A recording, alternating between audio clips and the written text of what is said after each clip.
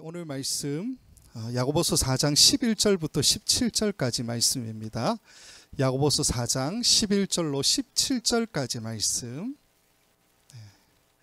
제가 봉독해 드리도록 하겠습니다. 형제들아, 서로 비방하지 말라. 형제를 비방하는 자나 형제를 판단하는 자는 곧 율법을 비방하고 율법을 판단하는 것이라. 네가 만일 율법을 판단하면 율법의 준행자가 아니요 재판관이로다. 입법자와 재판관은 오직 한 분이시니 능히 구원하시기도 하시며 멸하시기도 하시느니라. 너는 누구이기에 이웃을 판단하느냐? 들으라, 너희 중에 말하기를 오늘이나 내일이나 우리가 어떤 도시에 가서 거기서 1년을 머물며 장사하여 이익을 보리라 하는 자들아, 내일 일을 너희가 알지 못하는도다. 너희 생명이 무엇이냐? 너희는 잠깐 보이다가 없어지는 안개니라. 너희가 도리어 말하기를 주의 뜻이면 우리가 살기도 하고 이것이나 저것을 하리라 할 것이거늘 이제도 너희가 허탄한 자랑을 하니 그러한 자랑은 다 악한 것이라. 그러므로 사람이 선을 행할 줄 알고도 행하지 아니하면 죄니라. 아멘. 드디어 오늘 이제 야고보서 4장이 끝이 나고요. 5장만 이제 남게 됩니다. 굉장히 오랜 시간 동안 야고보서를 제가 끌고 오고 있는데 그런 생각이 좀 듭니다. 이 야고보서가 우리에게 굉장히 익숙한 듯하면서도 굉장히 또 이질적인 말씀이다라는 생각이 들고요. 또 하나는 우리의 믿음이라고 하는 것과 행함이라고 하는 이 둘 사이에서 우리가 어떻게 균형을 잡아야 될 것인가라고 하는 것을 굉장히 많이 고민하게 하는 말씀이 아닌가 하는 생각이 듭니다. 4장에 이제 들어오게 되면 야고보서의 저자가 하나님의 공동체를 깨뜨리는 세 가지 문제에 대해서 이야기하고 있죠. 4장에 보면 정욕과 욕심과 시기, 이 세 가지에 대해서 이야기하는데 여기에 대해서는 한 2번, 3번에 걸쳐서 제가 계속 말씀을 드렸으니까 더 이상 설명은 하지 않겠습니다. 그러나 정욕과 욕심과 시기라고 하는 이 세 가지가 우리 개인적인 어떤 문제는 아니에요. 공동체 전체에 주고 있는 말씀, 특별히 유대인 성도들에게 이 말씀을 주고 있기 때문에 실질적으로 여기에 나오는 정욕과 욕심과 시기라고 하는 것을 우리가 딱 집어서 특징을 골라내면 어떤 특징이 나오느냐면 목적을 위해서 수단과 방법을 가리지 않는 그런 모습, 그런 공동체의 모습, 그 문제점에 관해서 이야기하고 있다라는 겁니다. 야고보서의 저자가 우리에게 제시하는 하나님의 공동체, 이 공동체는 어떤 모습입니까? 4장에서 이야기하고 있는 것처럼 성령님을 시기하기까지, 무슨 말이에요? 하나님이 하나님 자신을 시기하기까지 우리를 사모하시는 그 마음을 닮아가는 공동체, 그 공동체가 바로 야고보서의 저자가 제시하고 있는 하나님의 공동체의 모습이죠. 서로를 품고 이해하고 함께 하기를 애쓰는 공동체. 다시 말해서 함께 하는 것을 중요하게 생각하고 일이 아니고요, 목적이 아니고 사람들과 함께하는 그 공동체가 정말로 이 땅에 자리 잡아야 하는 공동체다라는 거예요. 그래서 야고보서의 저자가 이 공동체를 어떻게 부르느냐 하면 은혜가 이끄는 공동체다 이렇게 부릅니다. 물론 말을 제가 좀 만들긴 했었지만 은혜라고 하는 것이 얼마나 중요하게 여기에서 대두되는가라는 것을 우리가 지난 시간을 통해서 계속해서 살펴봤었습니다. 자, 그러면서 이 은혜가 이끄는 공동체가 지켜야 되는 세 가지 명령을 야고보서의 저자가 이야기하죠. 4장에서. 그 지난 시간 우리가 살펴본 건데 세 가지입니다. 그 세 가지 명령이 뭐냐? 하나님께 복종할지어다, 하나님을 가까이 하라, 주 앞에서 낮추라. 이렇게 세 가지예요. 첫 번째와 세 번째인 하나님께 복종하라, 주 앞에서 낮추라라고 하는 것은 실질적으로 수동태로 쓰여져 있어서 사실은 이 말 자체가 우리의 존재 자체의 자리가 어디인지를 말해주고 있다라고 설명을 드렸었습니다. 즉 우리가 잘난 것 같지만 그렇지 않잖아요. 사실 우리는 하나님께 복종할 수밖에 없는 존재, 그분의 통제 아래에 있을 수밖에 없는 존재, 그분 앞에서 낮아질 수밖에 없는 존재다. 그것을 수동태를 통해 우리에게 말해주고 있죠. 하나님을 가까이 하라. 두 번째 이야기하는 것은 능동태로 되어 있다고 말씀을 드렸습니다. 그리고 그 뒤에 나오는 손을 깨끗이 하라, 마음을 성결하게 하라, 슬퍼하며 애통하며 울라, 이렇게 표현하고 있는 이 말들도 전부 다 능동태로 쓰여져 있어서 실질적으로 우리의 신앙생활 가운데에 우리의 결단과 행동을 촉구하는 표현이다라고 설명을 드렸었습니다.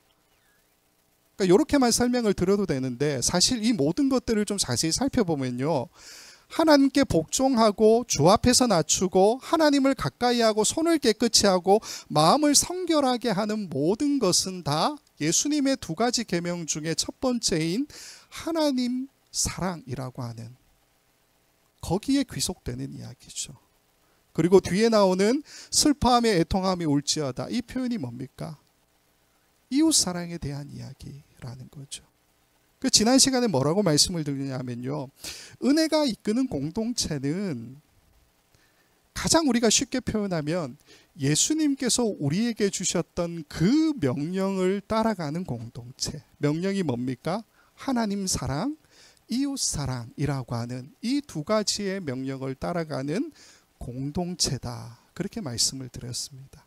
자, 이게 지난 시간까지 이야기고요. 오늘 본문의 이야기가 이제 11절부터 17절까지 이어지는데, 오늘 본문의 이야기를 한마디로 정리하면 어떤 내용이냐, 이렇게 은혜가 이끄는 공동체 안에 있는 그 구성원들은 과연 어떤 사람들이어야 하는가, 거기에 대해서 이야기하는 거예요.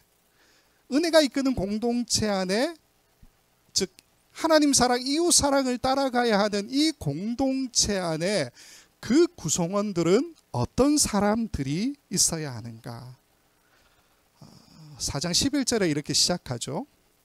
형제들아, 서로 비방하지 말라. 형제를 비방하는 자나 형제를 판단하는 자는 곧 율법을 비방하고 율법을 판단하는 것이라. 네가 만일 율법을 판단하면 율법의 준행자가 아니요 재판관이로다.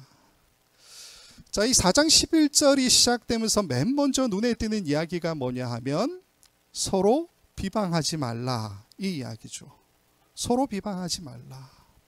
서로 비방하지 말라, 이 말을 하고서 뒤이어서 어떤 이야기를 합니까? 형제를 비방하는 자나 형제를 판단하는 자는 곧 율법을 비방하고 율법을 판단하는 것이다, 이렇게 이야기를 하죠. 마치 형제라고 하는 것과 율법이라고 하는 것을 동일시 여기고 있는, 그래서 그런 표현을 우리에게 해주고 있다라는 겁니다.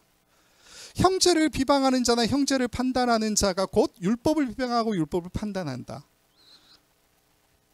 이게 어떤 의미일까요? 우리 동양적인 사상으로 생각해 보면 내 형제가 어떤 잘못을 해도 내가 그를 품어주고 사랑해줘야 된다, 이런 것이 우리의 미덕이다라고 배웠잖아요.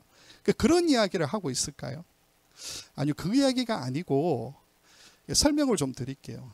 이 부분을 우리가 좀 해결하려면 레위기 19장의 말씀을 봐야 되는데, 19장 16절부터 18절까지 말씀을 보면 이렇게 되어 있습니다.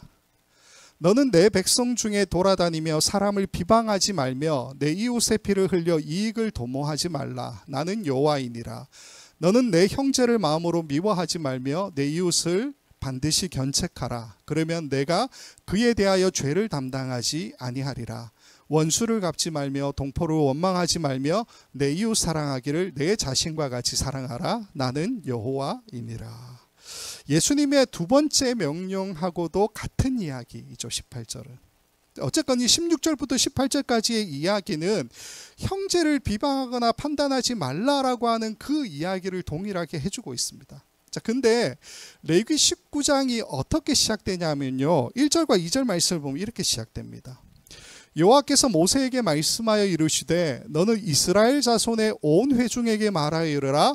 너희는 거룩하라. 이는 나 여호와 너희 하나님이 거룩함이니라. 이게 무슨 말씀이냐 하면요, 레위기 19장의 이 말씀은 나 너희의 하나님 여호와가 거룩하니까 너희도 거룩하라 라고 해서 주어지는 명령의 말씀이라는 거예요. 거룩함에 대한 말씀. 근데 이 말씀을 우리가 어떻게 지켜나갈 수 있느냐? 3절부터 쭉 설명하고 있어요. 3, 4절만 일단 읽을게요. 너희는 각 사람의 부모를 경외하고 나의 안식일을 지키라. 나는 너희의 하나님 여호와이니라. 너희는 헛된 것들에게로 향하지 말며 너희를 위하여 신상을 보호 만들지 말라. 나는 너희의 하나님 여호와이니라. 그러니까 쭉쭉 이어지는 말씀들인데 3절과 4절 말씀은 십계명에 나와 있는 이야기죠. 5절부터 쭉 이어지는 이야기가 뭐냐 하면요, 말씀은 보지 않겠지만 화목 제물을 바칠 때 어떻게 지켜야 하느냐, 곡식을 거둘 때 가난한 사람들과 거류민을 위해서 한쪽 귀퉁이는 남겨두라. 포도를 거둘 때도, 포도 열매를 거둘 때도 다 따지 말라. 그리고 땅에 떨어진 것은 너희가 거두지 마라. 이런 이야기 나오고요. 도둑질하지 말라. 거짓 맹세하지 말라. 이런 이야기가 나와요. 그리고 나서 이어지는 16절부터 18절 방금 읽었던 그 말씀이 뭐냐 하면 형제를 비방하거나 판단하지 말라고 하는 그 이야기가 나오고 있다라는 겁니다. 이게 무슨 말이냐 하면요, 우리가 지금 보는 게 뭐냐면 야고보서 4장 11절에서 형제를 비방하는 자나 형제를 판단하는 자는 곧 율법을 비방하고 율법을 판단한다라고 하고 이야기를 하고 있잖아요.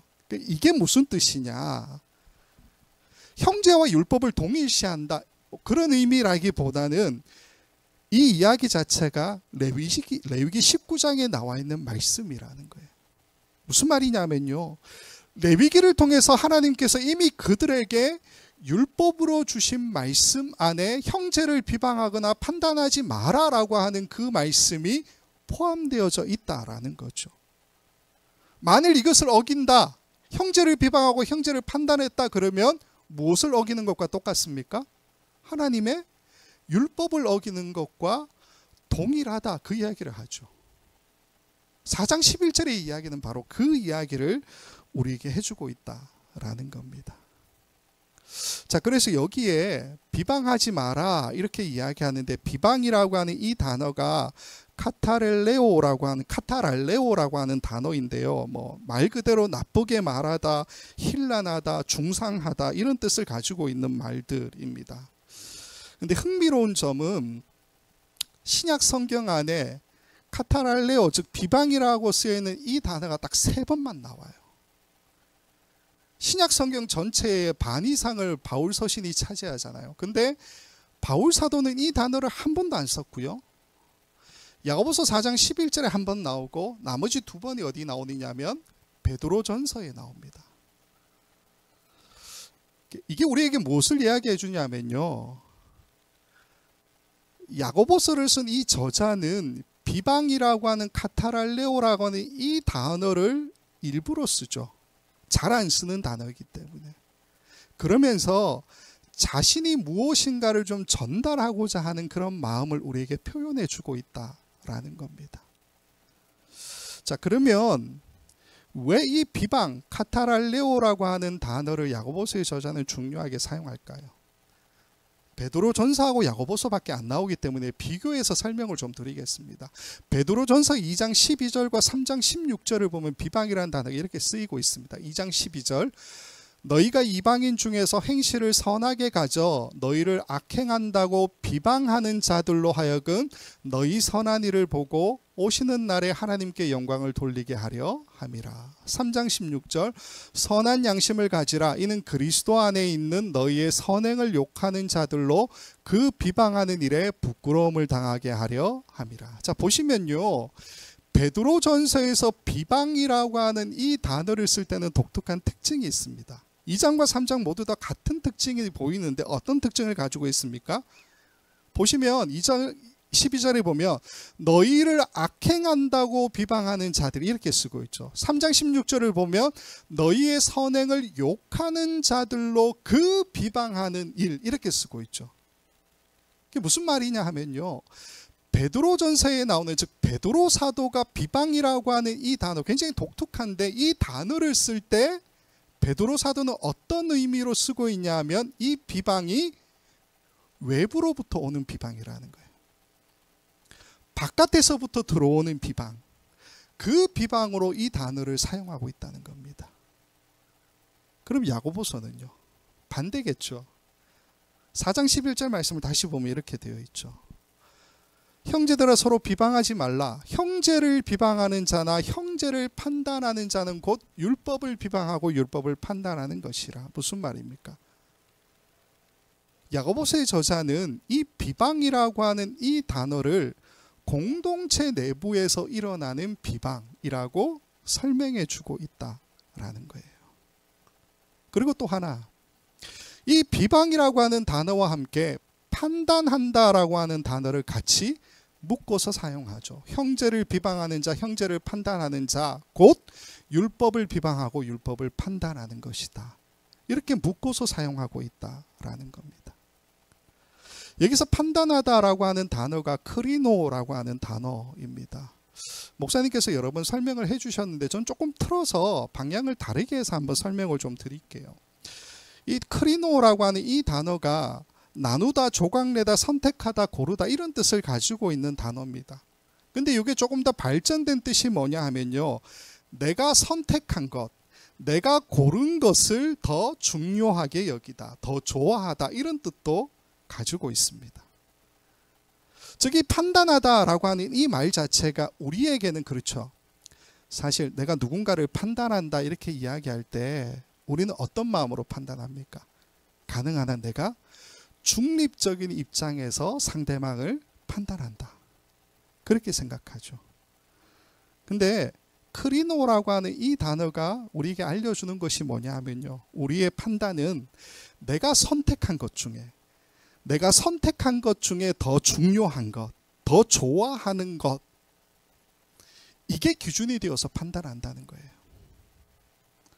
그러니까 쉽게 설명을 드리면 나 개인의 어떤 기호, 그리고 취향, 목적, 의도 이런 것에 따라서 선택되어지는 판단.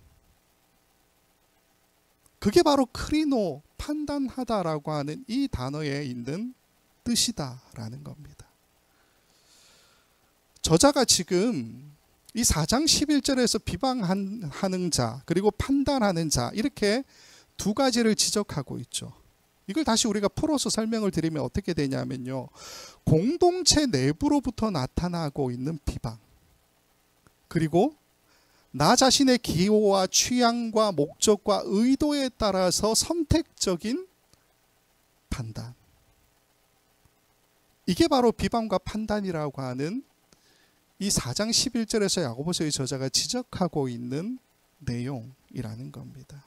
근데 이 비방과 판단을 내 형제에게 하고 있으니까 뭐라고 이야기합니까? 너희의 그 비방과 판단이 곧 율법을 비방하고 율법을 판단하는 것과 동일하다. 그 이야기를 하고 있죠. 자, 그러면서 이 4장 12절 뒷부분을 보면 이렇게 되어 있습니다. 네가 만일 율법을 판단하면 율법의 준행자가 아니요 재판관이로다.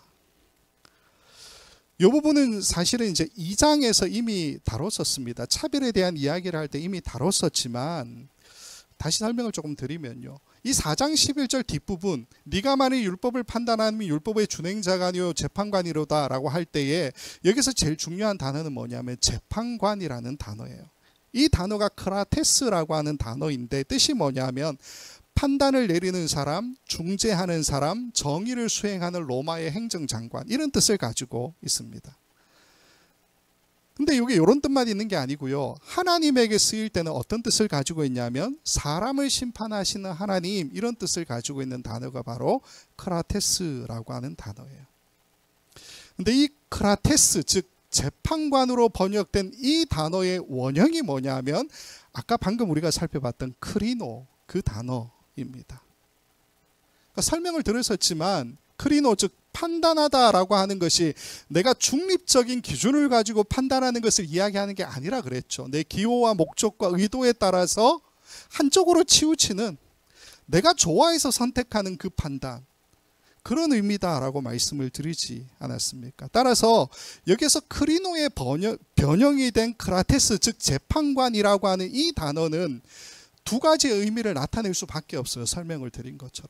사람에게 쓰일 때는 어떤 뜻이라는 겁니까? 판단을 내리는 사람, 중재자, 법을 수호하는 사람, 이런 뜻을 가지고 있는데 이 뜻 자체가 내가 중립적인 기준을 가진다는 의미가 아니에요.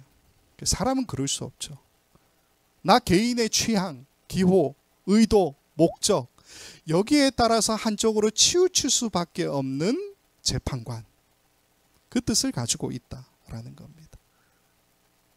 그래서 좀 더 어렵게 말씀을 드리면 불완전한 인간의 판단, 그게 바로 크라테스라고 하는 이 단어의 뜻이죠. 근데 이 단어가 하나님께 쓰이면 어떤 겁니까? 사람을 심판하시는 하나님, 그래서 하나님을 우리가 한쪽으로 치우쳐서 판단하시는 분 이렇게 보지 않잖아요. 그래서 완전하고 공의로우시고 공평하신 하나님의 판단, 이렇게 우리가 번역할 수 있다라는 겁니다. 그러니까 사람과 하나님에게 쓰일 때에 크라테스라고 하는 이 단어가 두 가지의 뜻으로 극명하게 갈라진다라고 하는 거예요. 자, 그러면 왜 이렇게 갈라질까요? 왜 사람에게 쓰일 때는 치우친 판단을 이야기하고 하나님께 쓰일 때는 공평한 판단을 이야기하고 있을까요? 이 야고보서가 유대인 성도들에게 보내는 편지라는 것을 우리가 생각하면 조금 힌트를 얻을 수 있습니다. 무슨 말이냐면 유대인들에게 이 단어가 어떻게 다가오는지를 한번 생각해 보세요. 크라테스, 재판관, 이 단어가. 창세기 3장의 이야기를 같이 한번 좀 보면요. 창세기 3장의 이야기를 보면 선악과 사건에 대해서 이야기하고 있죠. 거기에서 하나님께서 만드신 사람이 선악과를 따먹게 된 결정적인 이유를 뭐라고 그러느냐 하면요. 뱀, 우리는 그렇게 알고 있죠. 뱀, 사탄이 유혹해서, 그것도 하와를 유혹해서, 그래서 남자보다 여자가 더 죄인이다, 뭐 이런 이야기 하시는데 그거는 저희 교회에서는 알고 계시죠, 다들. 전혀 성경적인 대답이 아니죠. 창세기 3장 5절과 22절을 보게 되면 그 이유를 명확하게 이야기하고 있습니다. 3장 5절을 보면 이렇게 이야기해요. 너희가 그것을 먹는 날에는 너희 눈이 밝아져 하나님과 같이 되어 선악을 알 줄 하나님이 아심이니라. 22절 여호와 하나님이 이르시되 보라 이 사람이 선악을 아는 일에 우리 중 하나같이 되었으니 그가 그의 손을 들어 생명나무 열매도 따먹고 영생할까 하노라 하시고.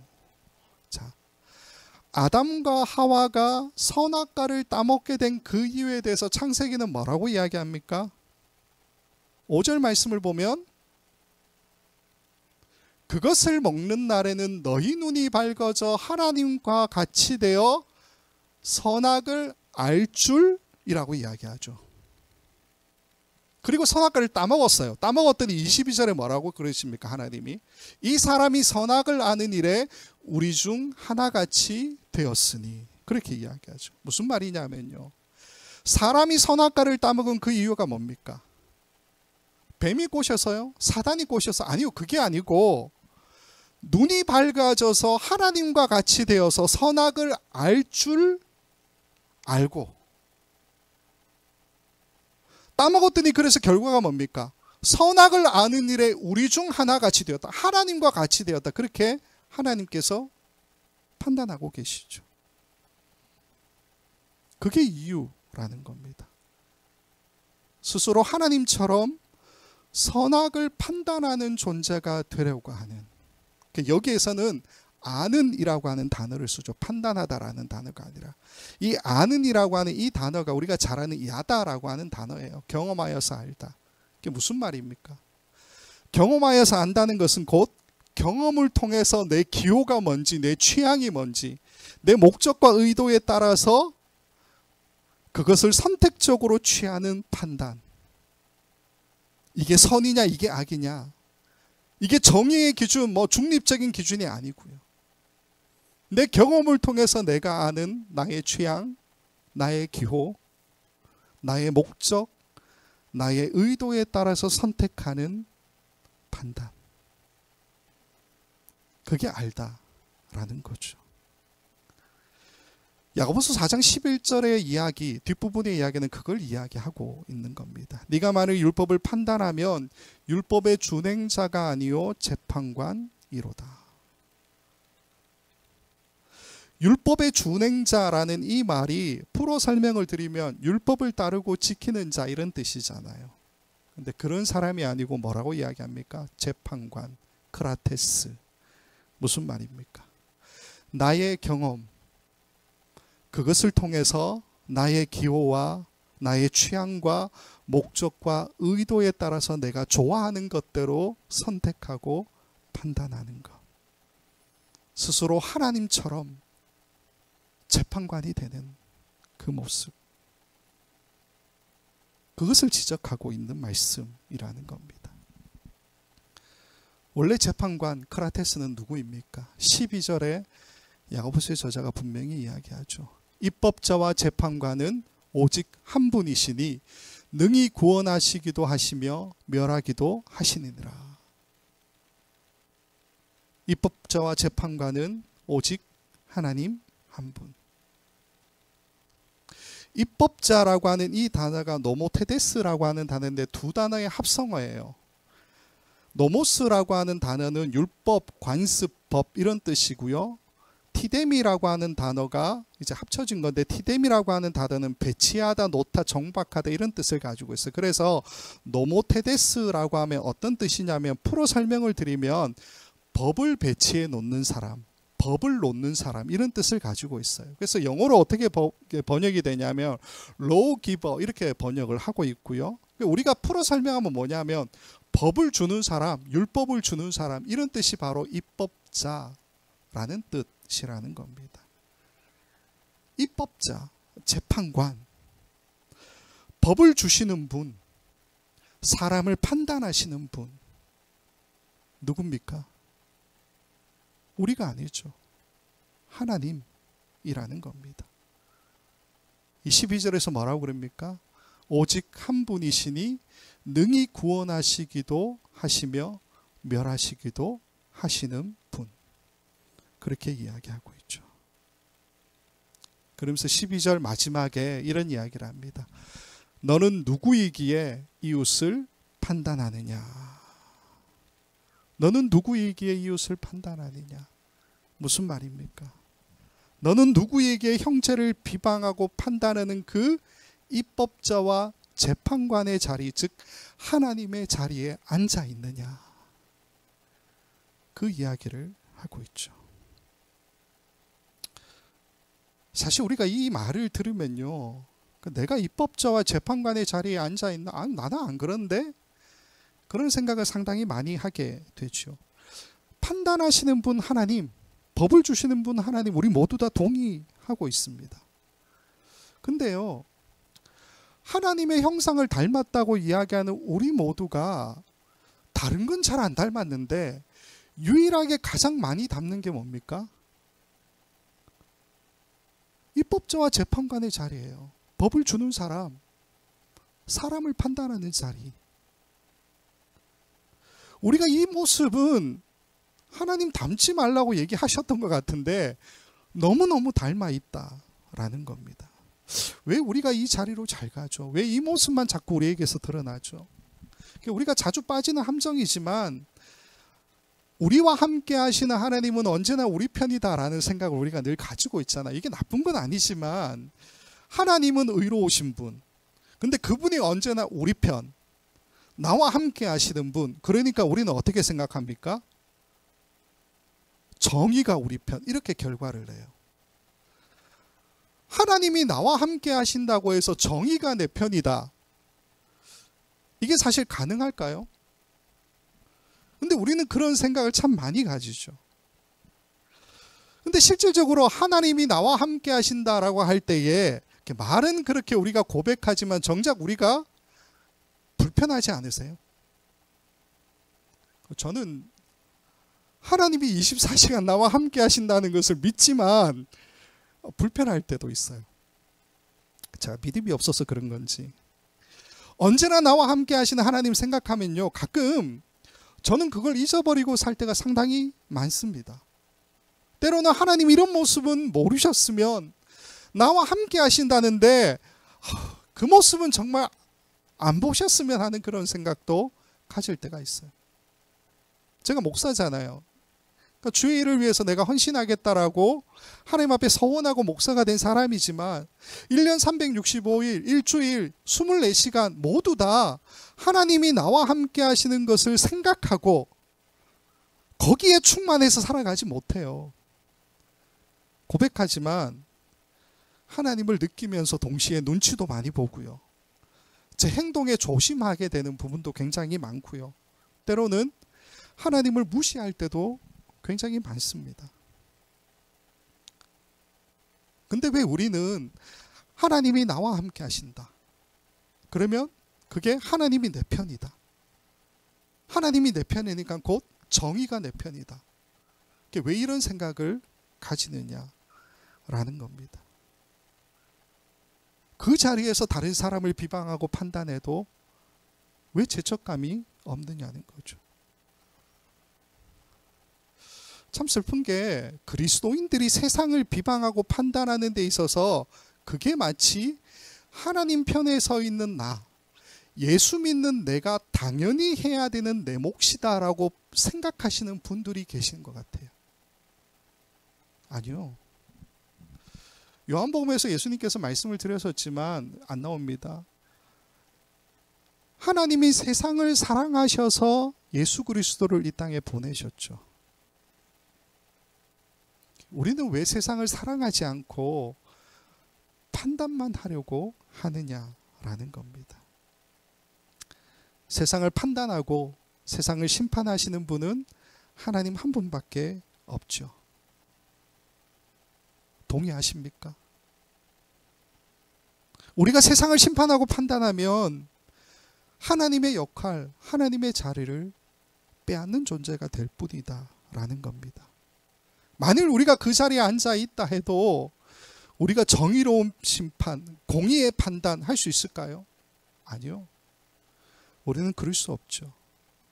크라테스가 우리에게 말해주고 있는 것처럼 우리 모두는 경험상 내 기호, 내 취향에 따라 판단한다고요. 내 의도와 목적에 따라서 내가 더 좋아하는 것을 선택하게 되어 있는 사람들일 뿐이다 라는 겁니다. 한쪽으로 치우친 판단을 할 수밖에 없는 우리죠.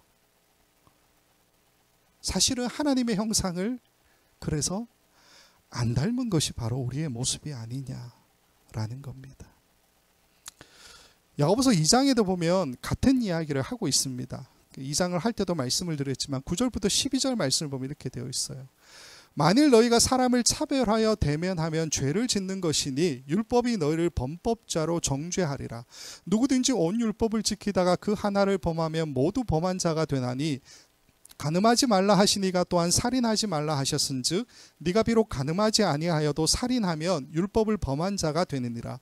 너희는 자유의 율법대로 심판받을 자처럼 말도 하고 행하기도 하라. 무슨 의미냐면요, 율법을 지킨다는 내가 완전히 율법을 지키는 자가 될 수 없다, 그 이야기를 야고보서의 저자가 하고 있죠. 그러면서 이 2장에 나오는 율법에 관한 이 문제에 대한 결론을 13절에서 이렇게 이야기합니다. 2장 13절, 긍휼을 행하지 아니하는 자에게는 긍휼 없는 심판이 있으리라. 긍휼은 심판을 이기고 자랑하느니라. 무슨 말입니까? 율법을 지킨다고 하는 너희가 형제를 비방하고 판단하는 것으로 율법을 오히려 비방하고 판단하는 자의 그 자리로 가지 않느냐, 입법자와 재판관의 자리에 가고 있지 않느냐라는 거죠. 그 자리로 가지 말고 어디로 가라고요? 2장 13절은 뭐라고 이야기하냐면 긍휼을 행하는 자리, 긍휼로 판단하는 자리, 긍휼이 심판을 이기고 자랑한다. 심판하는 것보다 더 중요한 것, 우리 삶에 더 많이 나와야 되는 모습은 뭐라고요? 긍휼, 자비로운 그 모습, 그것을 제시해 주고 있다라는 겁니다. 말씀을 맺겠습니다. 우리는 야고보서 1장 끝부분에서부터 계속해서 행함이 없는 믿음에 관한 이야기를 야고보서의 저자가 하고 있는 것을 살펴보고 있습니다. 저자가 지금 2장부터 계속해서 언급하고 있는 문제가 뭡니까? 고아와 과부, 가난한 자, 헐벗고 굶주리고 있는 내 형제 자매를 돌보지 않는 그 문제를 이야기하죠. 또 공동체 안에 있는 가난한 자들에 대해서 차별하고 있는 그 문제를 이야기하죠. 말의 실수, 즉 잘못된 가르침에 대해서 이야기하고 있고요. 그리고 공동체 내에서 벌어지는 싸움과 다툼의 문제, 그죠? 아까 살펴봤듯이 정욕과 욕심과 시기의 문제, 그리고 형제를 비방하고 판단하는 문제, 오늘 그의 이야기까지 하고 있다라는 겁니다. 자, 살펴보면 이 모든 문제들에서 빠져 있는 게 뭡니까?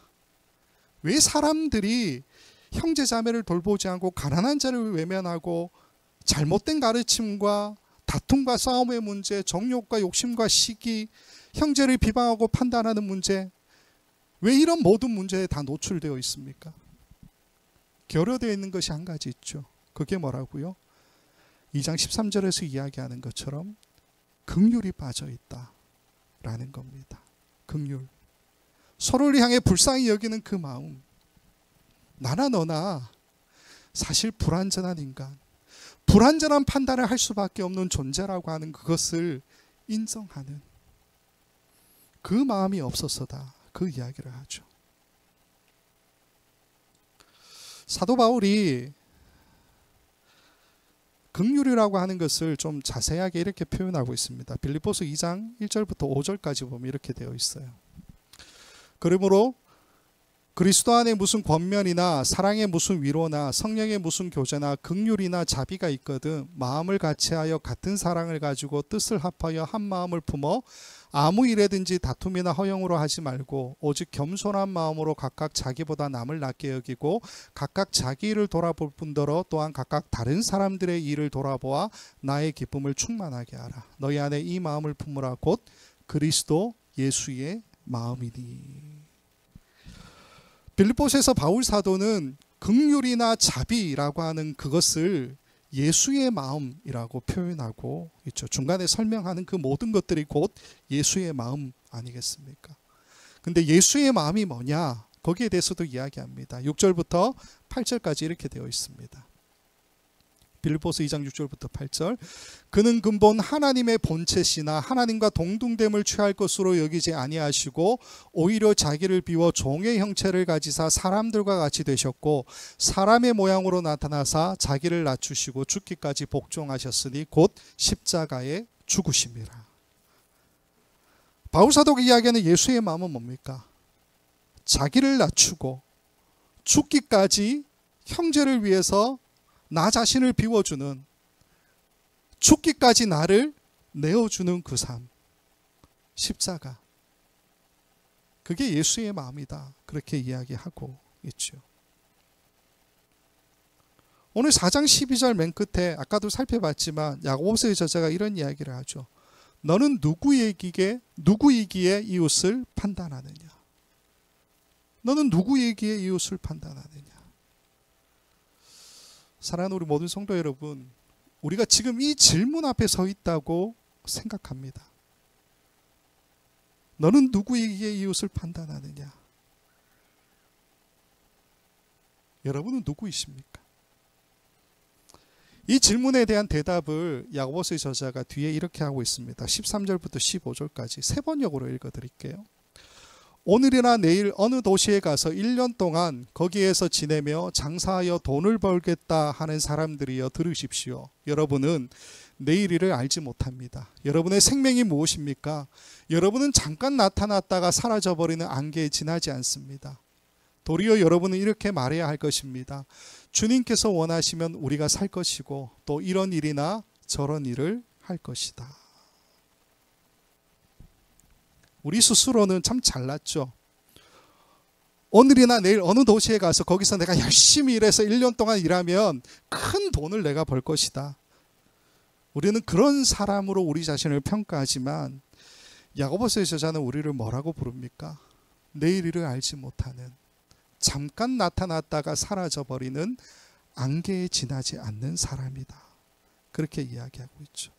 그러면서 우리가 은혜가 이끄는 공동체에 속해 있다면 어떤 사람이 되어야 한다고 이야기합니까? 15절 말씀을 보면 주님께서 원하시면 우리가 살 것이고 또 이런 일이나 저런 일을 할 것입니다. 무슨 말이냐면요. 주님께서 원하시면 내가 살고요.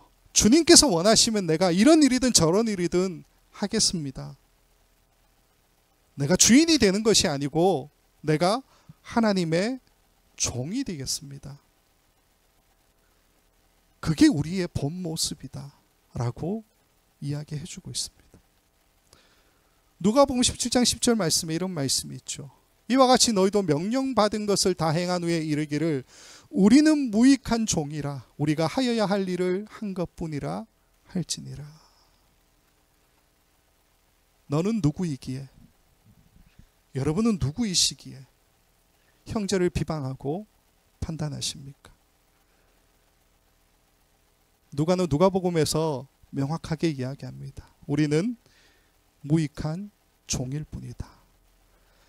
야고보서의 저자는 우리에게 이야기하죠. 주님께서 원하시면 우리가 살고요. 주님께서 원하시는 거면 내가 이 일도 하고 저 일도 할 뿐입니다. 다른 말로 나는 주님의 종입니다.